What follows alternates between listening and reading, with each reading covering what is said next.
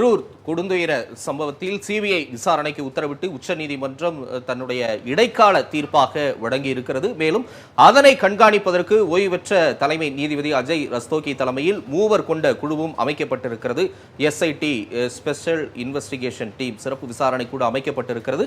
இந்த குழுவில் 2 ஐபிஎஸ் அதிகாரிகள் தமிழகத்தை பூர்வீகமாக கொள்ளாதவர்கள் நியமிக்கப்படுவார்கள் என்றும் இந்த உத்தரவில் குறிப்பிடப்பட்டிருக்கிறது. மிக முக்கியமான ஒரு உத்தரவாக, ஒரு நகர்வாக இது பார்க்கப்படுகிறது. ஏனென்றால் கடந்த 2 வாரங்களுக்கு மேலாக கரூர் கொடுந்துயரத்தில் அந்த துன்பியல் சம்பவத்தை கடந்து இது எப்படி நடந்திருக்கிறது, இதற்கு யார் பொறுப்பு என்ற ஒரு கேள்வி அரசியல் களத்தில் மேலும் சமூக தளத்தில் தொடர்ச்சியாக எதிரொலித்துக் கொண்டிருக்கிறது.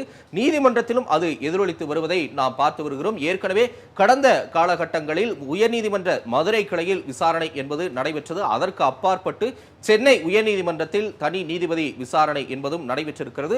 அந்த காலகட்டத்தில் நீதியரசர் செந்தில்குமார் கூறிய கருத்து என்பது அரசியல் களத்தில் பெரும் அதிர்வலைகளை ஏற்படுத்தியது என்றே நாம் கூறலாம். கடுமையாக விஜய் மற்றும் தாவேகா தரப்பில் தனது ஆட்சேபனையை பதிவு செய்திருந்தார் நீதியரசர் செந்தில்குமார். விஜய்க்கு தலைமை பண்பே இல்லை, தாவேகாவினர் கட்சி நடத்துகிறார்களா, ஏன் ஹிட் அண்ட் ரன் கேஸ் உள்ளிட்ட வழக்குகளை விஜய் மீது பதிவு செய்யவில்லை, மேலும் ஆதவ் அர்ஜுனா பதிவிட்ட சமூக வலைதள பதிவுக்கு அவர் மேல் இன்னும் ஏன் காவல்துறை நடவடிக்கை எடுக்கவில்லை என்ற காட்டமான கருத்துக்களை தெரிவித்துவிட்டு எஸ்ஐடி சிறப்பு விசாரணை குழு அஸ்ரா கார்க் தலைமையில் அமைத்து அந்த விசாரணை என்பது ஒருபுறம் நடைபெற்றுக் கொண்டிருப்பதை நாம் அறிவோம்.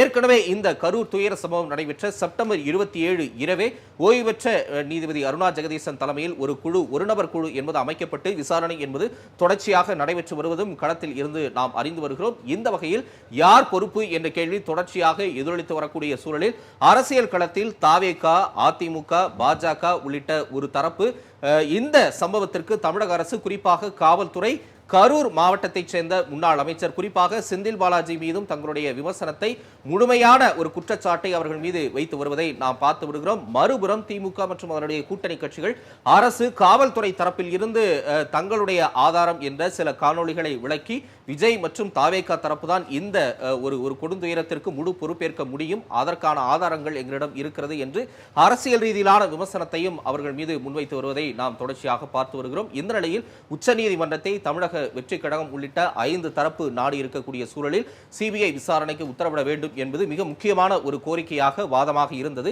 அந்த வாதத்தை தற்போது இடைக்கால தீர்ப்பாக ஏற்றுக்கொண்டு உச்சநீதிமன்றம் என்பது உத்தரவை பிறப்பித்திருக்கிறது. நவம்பர் மாதம் முழுமையான தீர்ப்பு என்பது வெளிவரக்கூடிய வாய்ப்பு இருக்கிறது. இந்த நிலையில் சிபிஐ விசாரணை, அதற்கு மேற்பட்டு கண்காணிப்பதற்கான எஸ்ஐடி குழு என்பதும் அமைக்கப்பட்டிருக்கிறது. மிக முக்கியமாக நீதிபதிகள் சொல்லி இருக்கக்கூடிய வார்த்தை என்பது இந்த இடத்தில் நாம் கவனிக்க வேண்டியதாக இருக்கிறது.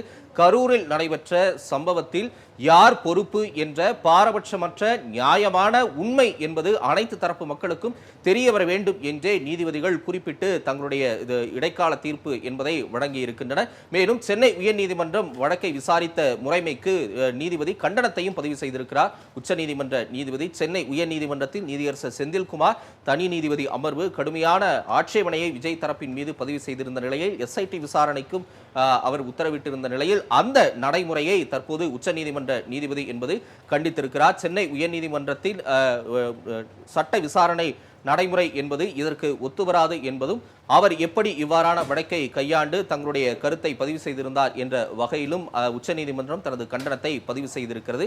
உயர்நீதிமன்ற தனி நீதிபதி விசாரித்தது ஏன், வழிகாட்டு நெறிமுறைகள் கோரிய வழக்கை கிரிமினல் வழக்காக விசாரித்தது ஏன் என்று உச்சநீதிமன்றம் தனது கண்டனத்தை பதிவு செய்திருக்கிறது.